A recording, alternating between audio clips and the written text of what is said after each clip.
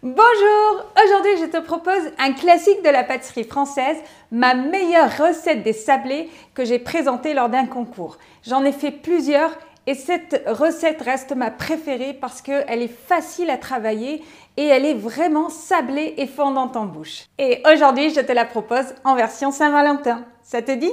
Allez, c'est parti!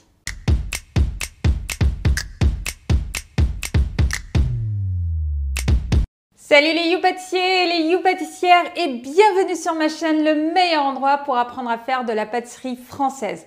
Tu trouveras sur ma chaîne des recettes de chefs, des conseils et des astuces. Alors si tu es nouveau, n'oublie pas de t'abonner et n'oublie pas d'aller t'inscrire sur le lien en dessous de la vidéo si tu veux recevoir chaque semaine une recette gratuite, facile à faire à la maison dans ta boîte mail. À tout de suite! Alors, pour cette recette, il te faudra un tamis, une casserole, il te faudra un pinceau, une règle, une corne, une petite cuillère à café, une maryse, un petit bol, un rouleau à pâtisserie, du papier cuisson et une plaque de cuisson, mais de préférence, c'est mieux d'avoir 2 plaques pour gagner du temps.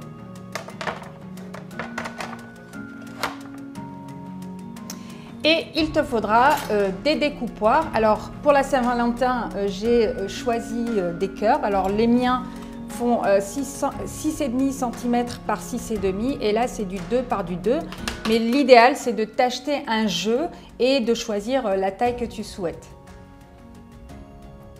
Alors il te faudra également un robot et un petit mixeur électrique. Et si tu n'as pas de robot, tu peux faire avec le petit batteur à main. Mais alors attention, c'est le même procédé que pour le robot. Tout est exactement pareil. Mais au moment d'intégrer la farine, bien sûr, il faudra sabler avec la main. Alors attention, si tu sables avec la main, ne travaille pas trop la pâte, sinon tu vas te retrouver avec des sablés avec une mâche un petit peu collante, un petit peu chewing-gum, qu'on ne veut surtout pas pour un sablé. Alors pour cette recette, il te faut 150 g de beurre doux, alors que j'ai coupé en petits morceaux. Le beurre doit être froid. Il te faut 60 g de sucre. Il te faut de la vanille. Alors moi je mets de l'arôme de vanille et de la poudre de vanille. Alors évidemment tu peux mettre de la vraie vanille en gousse, mais si c'est le cas, laisse la pâte reposer toute une nuit pour que l'arôme puisse vraiment se développer correctement. Vu le prix de la vanille aujourd'hui, ça serait un petit peu dommage d'en tirer juste une partie de son arôme. Il te faut 15 g de blanc et 190 g de farine. Il faut prendre de la farine T55 et 4 g de levure. Alors, je commence par placer la feuille du batteur. Dans un premier temps, j'incorpore le beurre froid.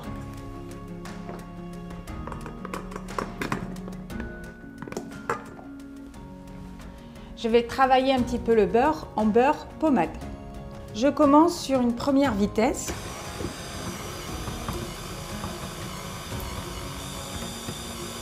Jusqu'à ce que mon beurre soit complètement pommade.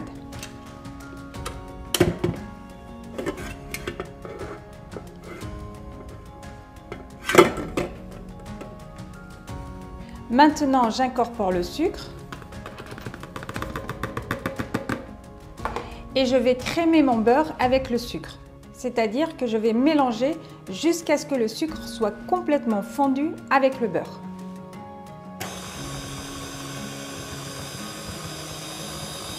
Alors, s'il le faut, j'aide un petit peu mon appareil.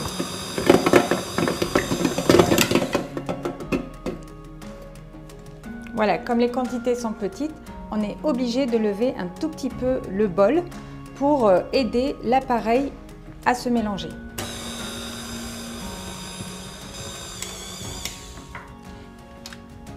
Je m'arrête quelques secondes et je vais rassembler le beurre avec le sucre pour aider un petit peu le robot.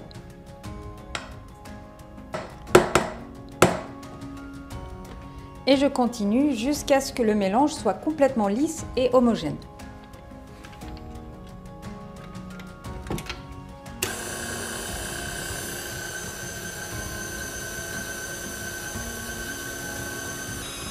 En attendant de mélanger le beurre avec le sucre, je vais mélanger mes 2 poudres et les tamiser.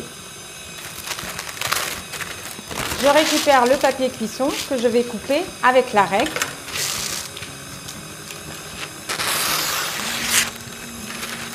Je retourne le papier cuisson et je vais tamiser les 2 poudres.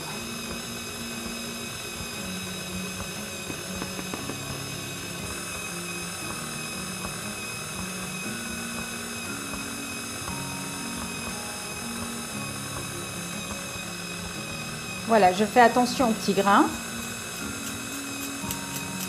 et je les fais passer également.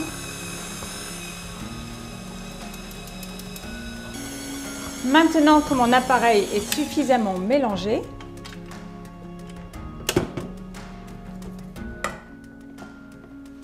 vous voyez, j'ai une texture crémeuse et homogène.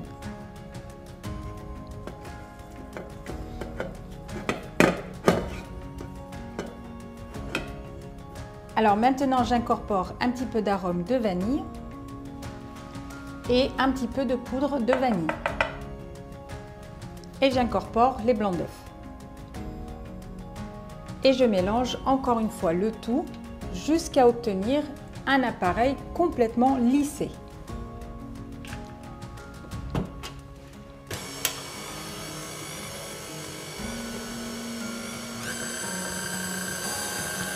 Alors, comme les quantités sont un petit peu petites, je surélève le bol.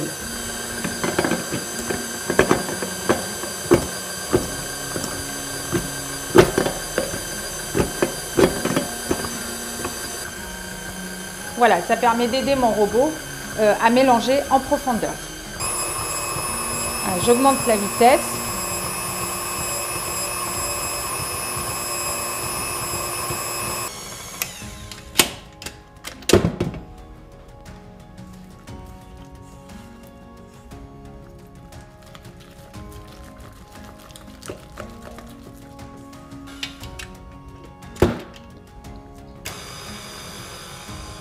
Voilà, donc là mon appareil est à peu près homogène. Si jamais vous avez du mal à obtenir un appareil complètement homogène parce que la quantité est très petite et que l'appareil a du mal à mélanger au fond, eh bien vous pouvez continuer l'opération à la maryse.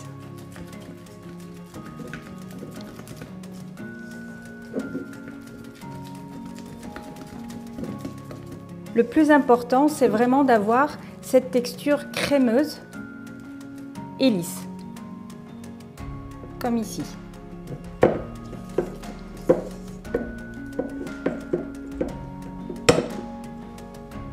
Maintenant, je vais simplement remettre mon appareil à tourner avec la feuille et je vais incorporer la farine en une seule fois.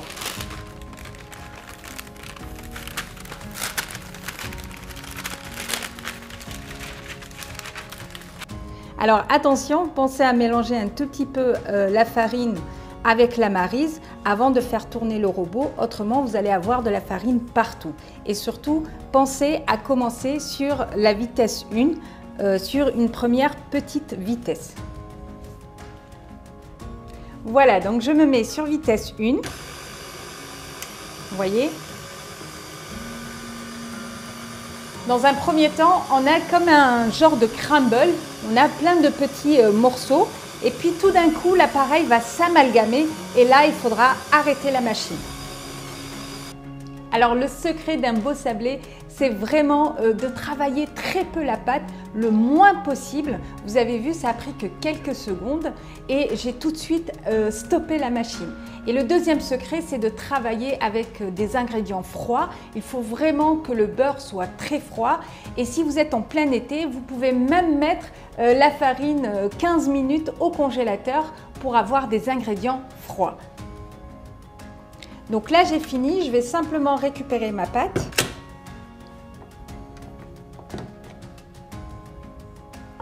On va avoir une pâte très facile à travailler, qui ne sera pas collante et surtout à la dégustation, c'est vraiment un très très beau sablé.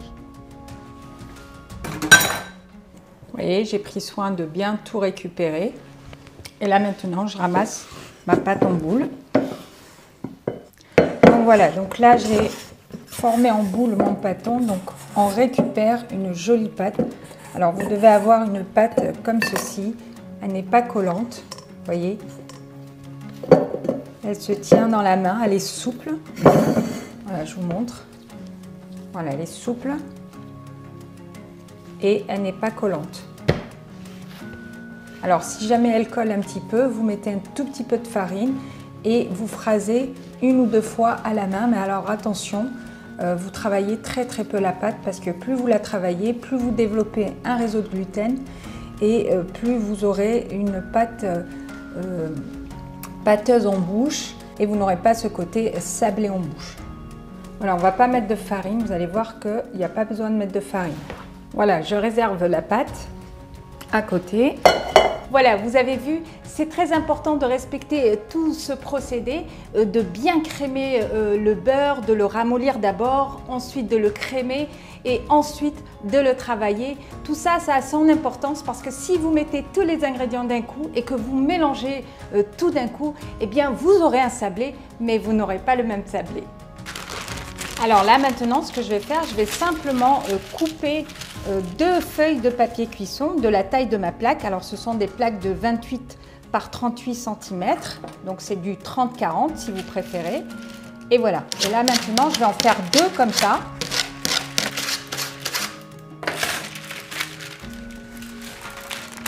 Voilà, et maintenant j'ai mes deux papiers cuisson et ce que je vais faire, je vais simplement étaler ma pâte entre les deux papiers cuisson. Voilà, donc là je vais aplatir un petit peu la pâte. Je vais lui donner une forme un petit peu rectangulaire pour ne pas avoir de perte.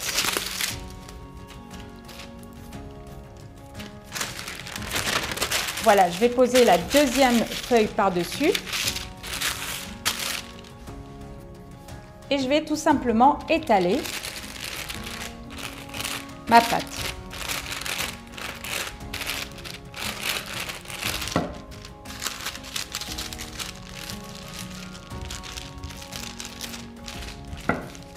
Je vais le faire dans l'autre sens. Voilà, pensez à décoller de temps en temps le papier cuisson des deux côtés pour pouvoir étaler la pâte facilement.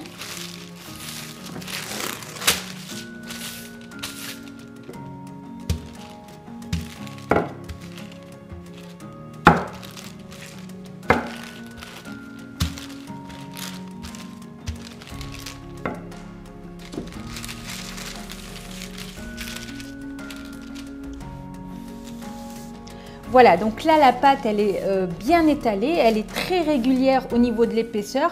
Si je passe la main, je n'ai pas une épaisseur ici plus importante que ici par exemple. Donc tout est régulier, donc la régularité c'est très important en pâtisserie. Et donc là maintenant ce qui est important c'est de la mettre au froid, donc je vais la mettre au froid 30 minutes. Donc il faut que la pâte soit froide avant de la détailler, c'est important si vous ne voulez pas déformer le sablé. Allez, je vais le faire maintenant. Alors, pour cette ganache, il te faut 40 g de lait de coco, 50 g de chocolat blanc,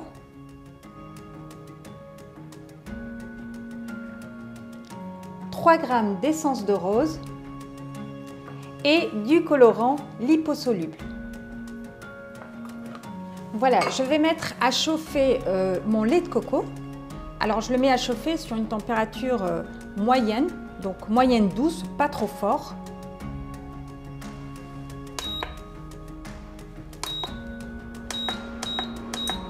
Voilà, je le mets sur 4 et dès que le lait de coco est un petit peu chaud, je vais incorporer tout simplement le chocolat blanc.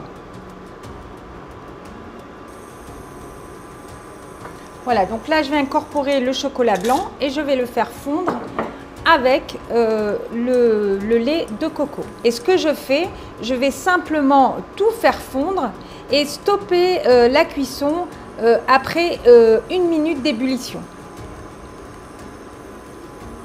Donc vous voyez là ça commence à bouillir, donc je vais faire bouillir l'appareil 1 minute et ensuite je vais stopper la cuisson. Donc si vous avez un chrono, vous pouvez même mettre le chrono, mais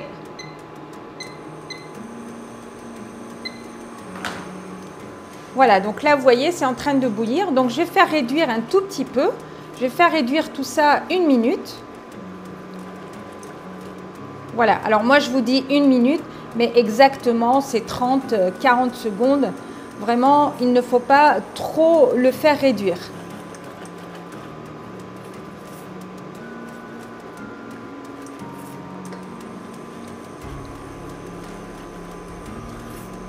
Voilà, donc là ça suffit. Voilà, et là maintenant je vais simplement incorporer mon eau de rose.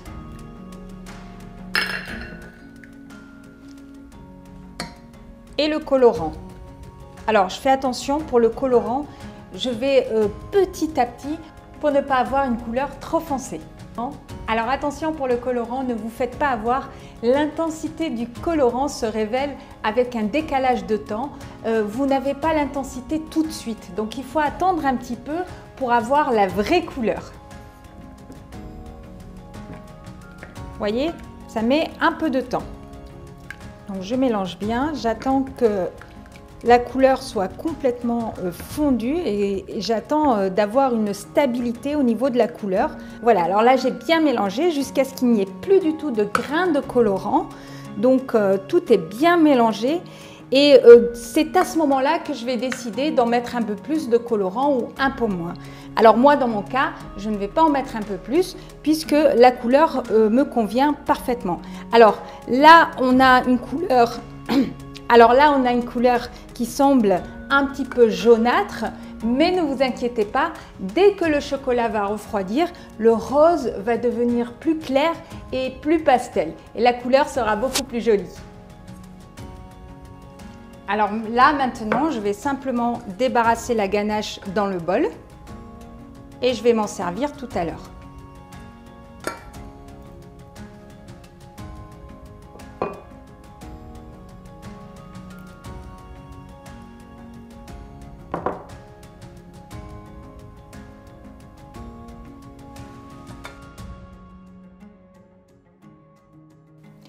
Alors pour la décoration, il te faudra 60 g de praliné rose,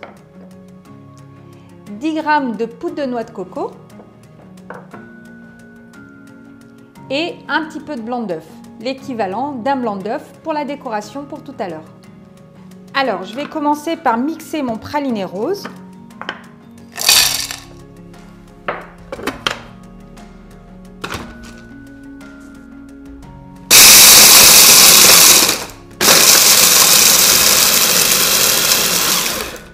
Et je vais maintenant tout simplement mélanger les deux poudres.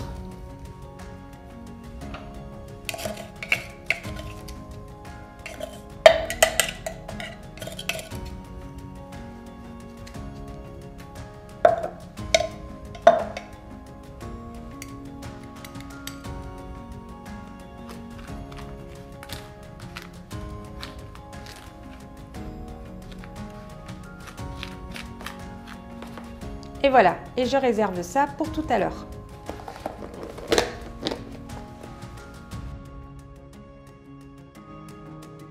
Alors voilà, la pâte sablée est prête, elle est bien froide.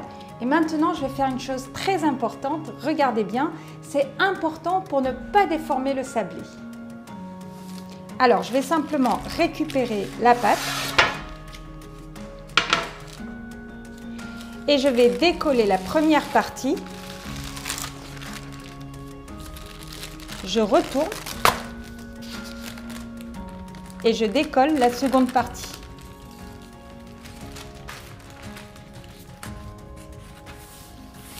Voilà. Je remets la pâte dans l'autre sens. Et là maintenant, je vais essayer d'optimiser la pâte. Donc, je vais prendre mes premiers repères comme ceci. Et je vais commencer par mettre le centre du cœur. Donc, je vais être à peu près ici. Donc là, je vais découper. Et ensuite, je vais recentrer le grand cœur en fonction du centre.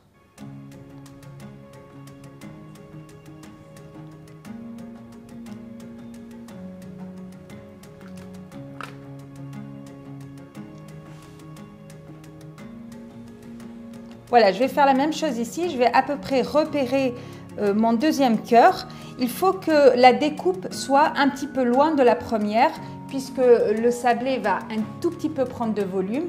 Donc, il faut être à peu près à 1/2 centimètre à côté. Donc, je sais que je vais être par là. Donc, je vais déposer le cœur du centre. Je vais découper et hop, je me recentre encore une fois par rapport au centre. Et je vais faire ça à chaque fois. Alors ça va être les cœurs qui vont être au-dessus. Maintenant, je vais faire les cœurs du dessous. Alors c'est beaucoup plus simple puisque on ne va pas trouer le centre. Alors j'ai 7 cœurs pour le haut, donc il me faut 7 cœurs pour le dessous.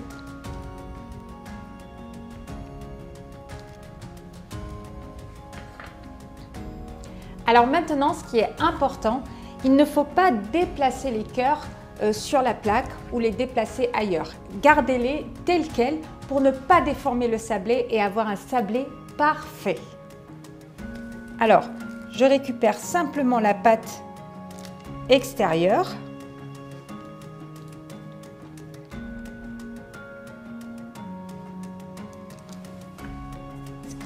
Voilà, et là je vais récupérer les petits cœurs du centre.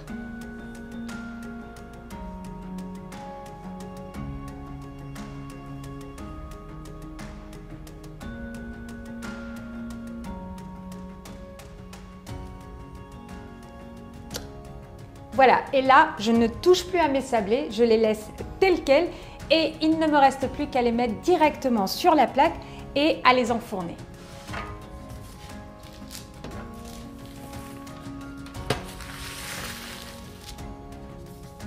Voilà, et là, il ne me reste plus qu'à les mettre à 165 degrés pendant 14-15 minutes. Voilà, alors là, il me reste des chutes. Alors évidemment, je vais les réutiliser. Alors vous pouvez réutiliser les chutes pour faire une deuxième fournée qu'une seule fois. Et ce qu'il vous restera, il faudra l'utiliser pour autre chose, pour faire du crumble par exemple ou pour une autre utilisation. Parce que si vous étalez plusieurs fois la pâte, eh bien vous aurez des sablés avec une mâche un petit peu collante et vous allez perdre le côté sablé. Voilà, je viens de les sortir du four et maintenant je vais les laisser refroidir tranquillement sur mon plan de travail. Voilà, donc là maintenant on récupère les petits sablés qui ont bien refroidi, donc ils sont bien froids.